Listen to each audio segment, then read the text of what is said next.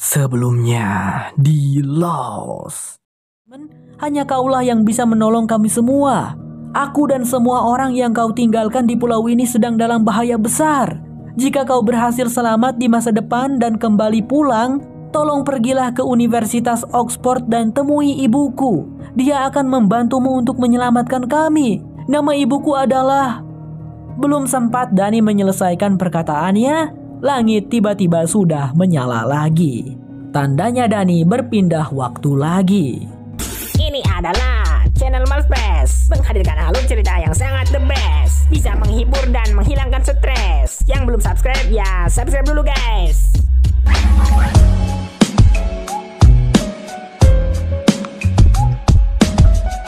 Inilah Lost Season 5 episode 2. Di awal film, scene langsung ke masa tahun 2007. Melanjutkan yang kemarin, Hurley membawa Said dengan sebuah mobil. Entah kemana tujuannya Hurley. Hurley sendiri bahkan tidak tahu. Ia terus berusaha membangunkan Said yang masih tidak sadarkan diri. Hal itu membuat Hurley lengah sehingga menabrak barang-barang di pinggir jalan. Sebuah mobil polisi pun mengejar Hurley. Dia lalu memutuskan untuk menepi di pinggir jalan lalu menghela nafas lama-lama. Semoga aja polisinya ramah. Tapi ternyata polisinya adalah Ana Lucia yang langsung mengomeli Hurley di situ. Aduh Hurley, tahu gak sih kalau kau itu buronan sekarang? Mengemudilah yang benar. Dan kalau ada polisi jangan pernah menepi. Gimana kalau itu polisi beneran? Berpikir jernihlah Hurley. Pertama kau harus ganti pakaian RSJ-mu itu. Ada noda darahnya lagi. Gerutu Ana. Oh, sebenarnya ini adalah saus, kata Hurley jujur. Ya apapun itu terserahlah. Setelah selesai berganti pakaian, bawalah Said ke tempat yang aman. Orang yang bisa kau percayai. Dan kau perlu tahu, Libby titip salam padamu, ucapnya Ana sambil pergi. Saat Hurley melihat ke arah belakang, Ana Lucia dan mobil polisinya sudah tidak ada. Apakah itu halusinasi? Segeralah beraksi Hurley. Pertama-tama, ia harus memakaikan kacamata pada Said agar terlihat lebih estetik. Kini Hurley pun sudah mengenakan kaos barunya, lalu kembali melajukan mobilnya. Tak berapa lama setelah kepergian Hurley, di tempat yang sama mobilnya Kate berhenti.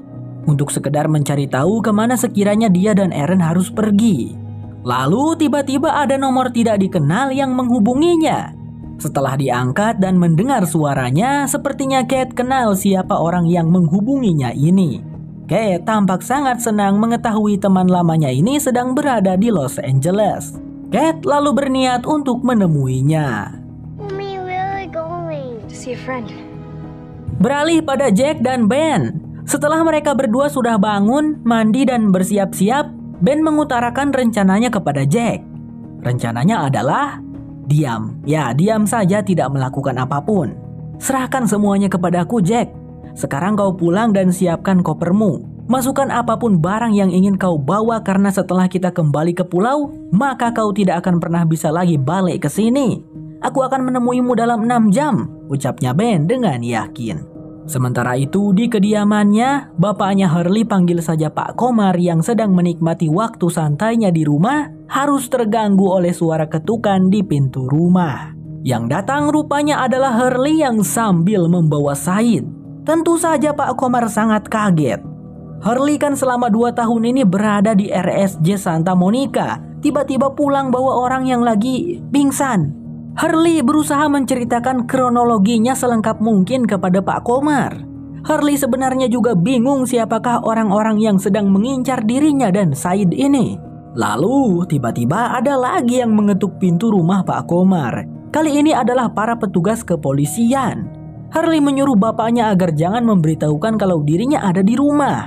Pergilah Pak Komar menemui petugas kepolisian itu untuk berbicara.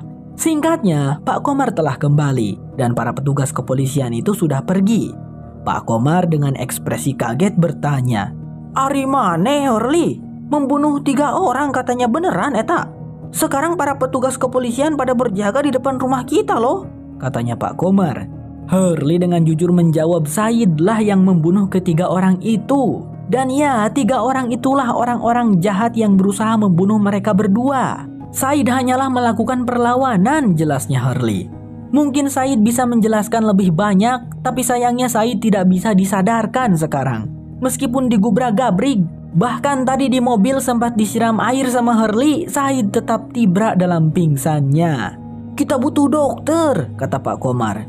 Kalau gitu sepertinya aku tahu siapa yang bisa membantu kita," sahutnya Hurley. Tapi dengan para petugas kepolisian yang berjaga di depan rumah mereka, akan sangat sulit bagi mereka untuk membawa Said. Bagaimana ini?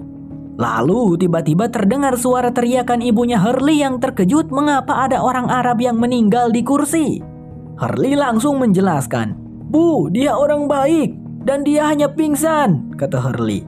Tapi ibunya Hurley yang bernama Bu Carmen berkata bahwa Said ini sudah tidak bernapas. Panik dong Hurley dan Pak Komar. Mereka harus segera membawa Said. Dan untungnya di situ Pak Komar memiliki sebuah ide.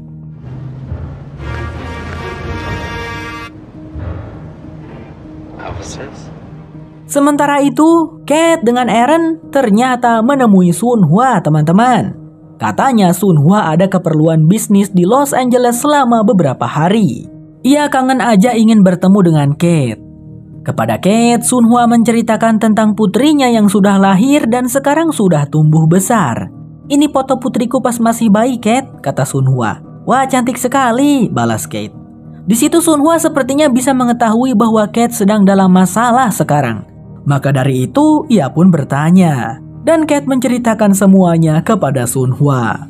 "Seseorang sepertinya tahu tentang kebohongan kita, Sun," ungkapnya Kate. Tapi menurutku seseorang ini tidak berniat untuk mempublikasikan kebohongan kita, Kate. Kalau memang dia ingin, pastilah dia sudah mempublikasikannya. Aku rasa seseorang ini hanya menginginkan Aaron. Begitu pendapat Sun Hua. Menurutnya, Kate harus membereskan seseorang ini. Mungkin maksud Sun Hua adalah menyelidikinya, lalu membunuh orangnya. Tapi Kate terlihat ragu. Ia belum pernah membunuh siapapun selain ayahnya. Di sisi lain, Pak Komar sesuai arahan dari Hurley, dia ternyata menemui Jack. Karena sepertinya hanya Jack yang bisa menolong Said. Kepada Jack, Pak Komar menceritakan semuanya. Jack lalu berencana untuk membawa Said ke rumah sakit. Di situ Pak Komar agak sedikit kurang setuju karena Said dan Hurley sedang diincar oleh sekelompok orang.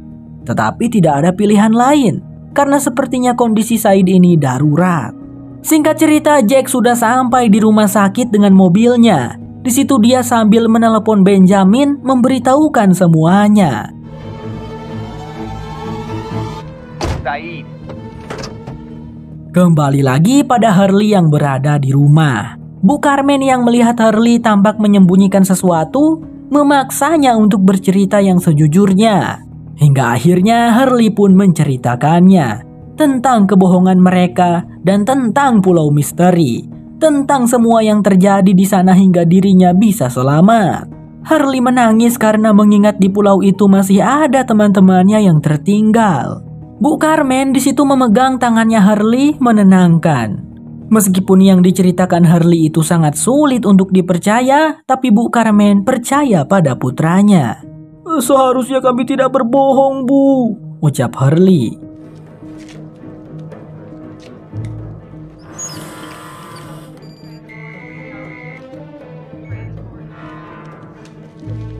Setelah Jack menyuntikkan suatu obat kepada Said, akhirnya tersadar dia. Tapi langsung berusaha mencekik Jack. Sepertinya Said mengalami shock. Setelah menyadari itu adalah Jack, Said baru melepaskan cengkramannya. Diceritakanlah kepada Said apa yang sudah terjadi hingga Said bisa sampai berada di sini. Mendengar itu Said langsung merasa cemas. Tapi Jack, apakah ada orang lain selain kita yang tahu bahwa Hurley sedang berada di rumahnya? Tanyanya Said. Ya, ada Benjamin, karena Jack tadi sempat meneleponnya. Lalu di rumah Hurley, saat Hurley sedang berada di dapur mau membuat makanan, tiba-tiba Ben muncul mengagetkan Hurley. Dia mengajak Hurley untuk ikut bersamanya. Ben sendiri barusan masuk lewat pintu belakang, mobilnya berada di halaman belakang. Tapi Hurley tidak mau karena Said pernah bilang bahwa kita tidak boleh percaya kepada Ben. Tapi Hurley, saat ini Said dan Jack sudah bekerja sama denganku. Jack yang meneleponku tadi memberitahukan kau berada di rumahmu. Said sedang bersama dengan Jack sekarang. Waktu dulu kita memang bermusuhan, tapi sekarang kita teman, oke? Karena kita menginginkan hal yang sama, yaitu kembali ke pulau, jelasnya Ben. Tetapi Hurley daripada ikut bersama dengan Ben, dia lebih memilih untuk menyerahkan dirinya kepada para petugas kepolisian yang berjaga di depan rumahnya. Just get me away from here. I killed them. I killed them all. You have the right to speak to an attorney and to Just have get me an out of attorney here. present. Anything you say can and will be used against you. Scene lalu berpindah lagi ke 3 tahun yang lalu, di masa tahun 2004. Mungkin sudah 2005 mengingat hari kemarinnya kan tanggal 31 Desember. Tapi nggak bisa dibilang tahun 2005 juga karena kan terjadi lompatan waktu. Ya pokoknya scene ini 3 tahun yang lalu lah ya. James dan kawan-kawan sudah kembali ke pantai. Pak Bernard dan Bu Rose sibuk berusaha menyalakan api menggunakan cara primitif. Sementara Juliet dan James membahas tentang perahu yang masih ada. Perahu dari kapal Charles. Sepertinya benda apapun yang mereka bawa akan ikut serta melompati waktu. Lalu setelah itu terlihat Dani baru saja kembali ke pantai. Sudah 2 jam lamanya Dani tidak menyusul semenjak dari stasiun Swan. Dani di situ berbohong dengan mengatakan kalau dirinya tersesat. Kemudian Juliet menanyakan sesuatu kepada Dani. Bisakah mereka menaiki perahu keluar dari pulau ini menggunakan arah 305 seperti biasa? Dani menjawab tidak bisa karena ruang dan waktu mereka sudah berbeda. Maka Dani perlu menghitung kembali arahnya dan itu bukanlah sesuatu yang mudah. Dani juga perlu mengetahui di masa kapan mereka berada saat ini dan di mana tempatnya. Karena perlu kalian ketahui pulau misteri ini selalu berpindah-pindah lokasinya. Jadi bisa aja terkadang dekat Australia, kadang dekat benua Eropa, terkadang ada di mana-mana bisa pindah-pindah begitu. Singkat cerita, hari pun sudah malam. Cahaya menyilaukan itu tidak memunculkan dirinya lagi. Semua orang bisa sedikit bernapas lega sekarang. Tapi entahlah, Pak Bernard masih tidak kunjung bisa menyalakan api. Cara primitif sangatlah sulit. Di sudut lain, Charlotte menghampiri Dani. Mereka semua sedang kelaparan sekarang karena tidak adanya makanan. Tapi Charlotte berhasil menemukan 2 buah mangga di hutan lalu membaginya dengan Dani. Di situ Charlotte sedikit mengeluh kepada Dani karena dirinya merasakan kepalanya terus-menerus sakit. Dia merasa kalau sesuatu sedang terjadi pada dirinya. Namun Dani mencoba menenangkan.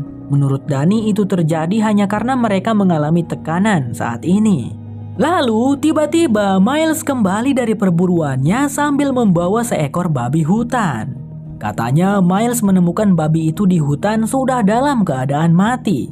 Namun dengan kemampuannya, Miles bisa tahu kalau babi itu baru mati 3 jam yang lalu. Jadi masih aman dan seger lah. Semua orang bersorak senang karena mereka semua kelaparan. Tapi mereka tidak punya pisau untuk memotong dagingnya. Dan yang lebih penting lagi, mereka tidak punya api untuk memasaknya. Oh tidak, mereka butuh api. Katakan api. Tiba-tiba saja sebuah panah api menancap ke tubuh salah satu orang di situ. Lalu disusul dengan panah api lainnya yang melesat dari langit ke arah mereka. James langsung berteriak, "Lari semuanya!"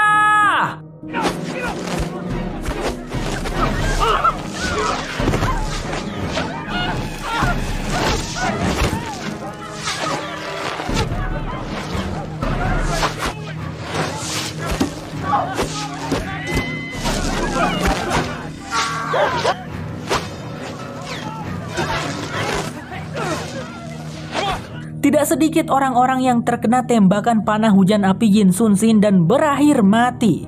Di tengah kepanikan semua orang, James berteriak pada semuanya untuk pergi ke sungai.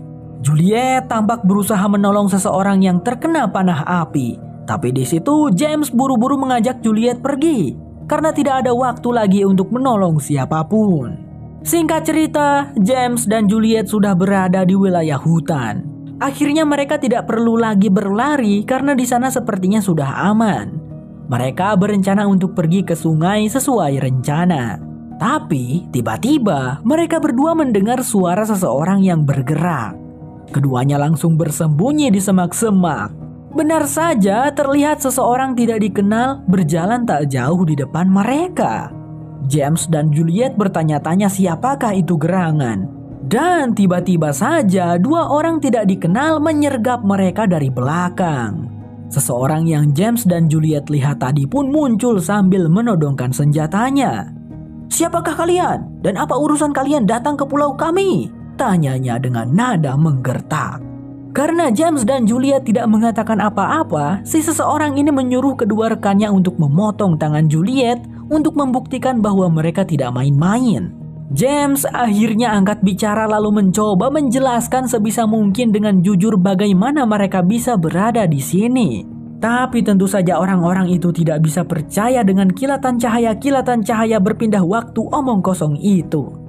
Saat tangan Juliet hendak ditebasnya, tiba-tiba ada batu-batu yang terlempar ke arah mereka, mengenai ketiga orang asing itu sampai membuat mereka tersungkur.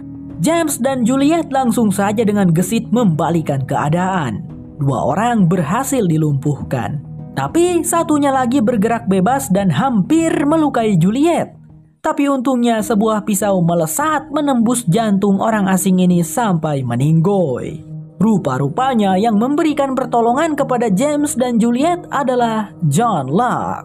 "Hai James, Juliet, bagaimana kabar kalian?" tanya pria botak itu sambil tersenyum. Dan dengan santainya mencabut pisau miliknya dari mayat si orang asing.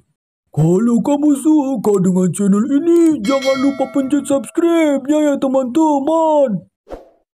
Hey 내가 미쳐가요 내가 미쳐가요 아무것도 몰라 하는지 표정 좀 봐요 이젠 지쳐가요 우리 그만 만나요